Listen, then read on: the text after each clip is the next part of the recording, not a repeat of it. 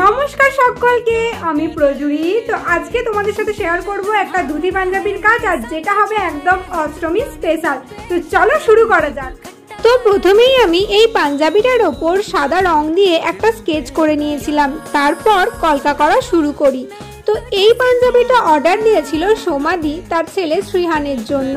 দিদি কোনো design recommend করে দেয়নি, শুধু বলে দিয়েছিল পাঞ্জাবিটা লাল হবে আর ধুতি হবে সাদা লাল বর্ডার দেওয়া, আর পাঞ্জাবিতে কাজ হবে সাদা কলকার, যেটা একদম হবে অষ্টমী স্পেশাল।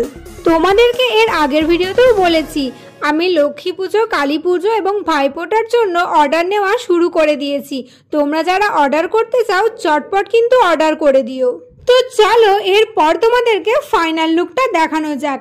কেমন লেগেছে আজকের কাজটা অবশ্যই কিন্তু কমেন্ট করে জানিও। দেখা হবে পরের কোনো ভিডিওতে।